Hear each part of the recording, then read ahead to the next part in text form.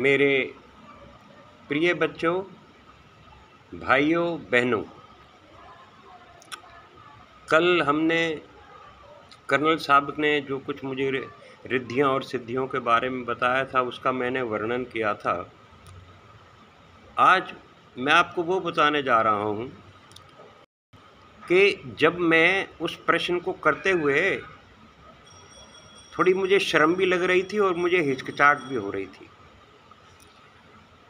वो प्रश्न ये था, मैं कहा कर्नल साहब, एक प्रश्न ऐसा है जिसको मैं पूछना भी चाहता हूँ और मुझे शर्म सी भी आ रही है। तो उन्होंने कहा नहीं, इसमें शर्म की बात नहीं है, ये तो अध्यात्म है, बताओ। मैं कहा जी, मेरे ऊपर एक बच्चा आया, 2-2.5 साल का होगा वो मेरे मुंह के ऊपर, यहाँ छाती पे बैठ के मेरे मुंह के ऊपर बैठ गया, उल्टी होके बैठा सीधा था लेकिन उल्टा होके उसने मेरे मुंह पे टट्टी और पेशाब कर दिया। ये क्या चीज़ थी? कहने लगा, बेटे, यह प्रश्न भी आपका रिद्धि और सिद्धियों से ही जुड़ा हुआ है, लेकिन इसमें एक तथ्य छुपा हुआ है। वो ये है कि वो बच्चा वो आत्मा है, बाकी तुम्हारे पास जितना भी सौदा है वो मिट्टी है और गंध है। इस बच्चे को छोड़कर तुम्हारे पास जितना भी सौदा है, वो चाहे तुम्हारा मुंह है, चाहे मस्तिष्क है, चाहे तुम्हारे नाखून है, वो सारा का सारा गंध है। इसका अस्तित्व केवल इतना है। मैं कहा जी ठीक है। बोले ये कोई तुम्हारी कोई बुराई नहीं है, ये संकेत बुरा नहीं है, ये आध्यात्मिक सफ़र है आपका। आप जो करें उसको करते रहें, अच्छा या बुरा ना देखें आप, क्योंकि ये आपका काम नहीं है। फिर मैंने पूछा, साहब, मेरी उंगलियों में से ये जो रोशनी निकलती है, ये क्या चीज़ है?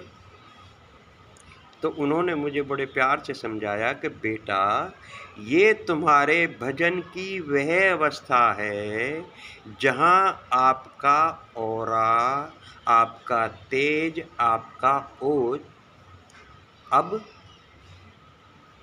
उच्च स्तर पे है। ये तो निकलेगी, लेकिन ये बहुत कम भाग्यशाली लोग होते हैं जो अपने ऑरा को देख पाते हैं। मैं कहता हूँ जी, इसका कोई डर या वो तो नहीं है। कहने लगा कुछ नहीं है, लेकिन एक चीज़ है, इस शक्ति को ना, इसके माध्यम से ये तुम्हारी शक्ति जो तुम गेन करते हो, ये शक्ति बह भी जाती है। लेकिन कोई बात नहीं, मैं इसकी एक क्रिया बताऊंगा आपको। एक एक्सरसाइज आपने करनी है, वो उन्होंने मुझे बताई खड़े होके। बूढ़ा शरीर था, बड़ी मुश्किल से वो कर पाई, लेकिन उन्होंने मुझे ये बता दी।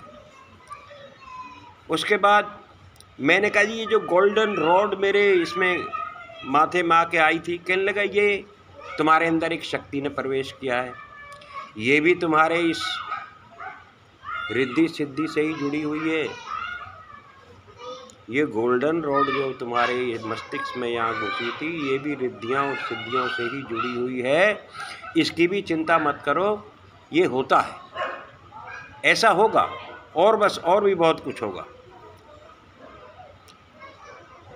लेकिन उन्होंने मुझे अंत में बताया,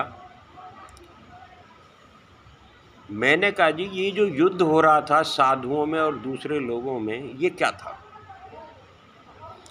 कि जो महाभारत में हुआ था वही तुम्हारे साथ हो रहा था। अब तुम अधर्म से, पाप से, झूठ से सोले आने रहित हो, तुम्हें किसी में कोई इंटरेस्ट नहीं है, यही इस बात का द्योतक है। तुम अपना भजन किए जाओ, अपनी ध्यान अवस्था को जारी रखो, ये चीज़ें सोचने की नहीं है। और ये युद्ध तो होकर ही रहेंगे, होते रहे हैं, ऐसा नहीं है महाभारत में ही हुआ था, ये होते रहते हैं, ये होते रहते हैं बेटे, इसकी चिंता मत करो। लेकिन जो कुछ तुमने देखा है ये होगा जरूर, कभी ना कभी तो होगा, और कहीं ना कहीं तुम इसे देखोगे भी, क्योंकि जो कुछ तुम देखते हो, रिद्धियाँ सिद्धियाँ, ध्यान अवस्था में जो देखते हो रिद्धियाँ सिद्धियाँ, उनको सामने प्रगटा देती हैं, उनका प्रमाण भी दे देती हैं साथ साथ। मैंने कहा सर ठीक है। तो कर्नल साहब ने इन सारी चीज़ों के बारे में मुझे बताया। लेकिन बच्चों, मैं एक छोटी सी बात बताना चाह रहा हूँ। जिस दिन मैंने गोल्डन उल्लू को देखा था, उसके अगले दिन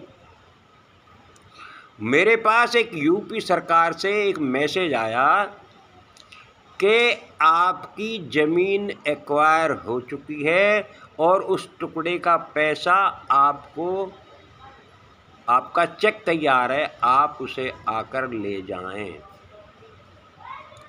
मैं समझ गया ये गोल्डन उल्लू जो महाराज जो गुरुजी कह रहे थे कि ये लक्ष्मी का प्रवेश है, लक्ष्मी का आना है तुम्हारे पास, मैं समझ गया था। तो गुरुजी से यहाँ मेरी वार्ता हो कि मैंने उनसे इजाज़त ली, उनके पैर छुए, उनके चरणों को मैंने अपना सररगल लगाया और उनसे इजाज़त ली। तो गुरुजी बोले, जब बाहर मैं निकल गया तो मेरे से बोले, देखो रामवीर, ऐसा है, अब हमारी और तुम्हारी मुलाकात हो या ना हो, लेकिन कोई बात नहीं, तुम अपना मस्ती से अपना भजन करना। मैं चला आया। भारत माता की जय। जय हिंद की सेना।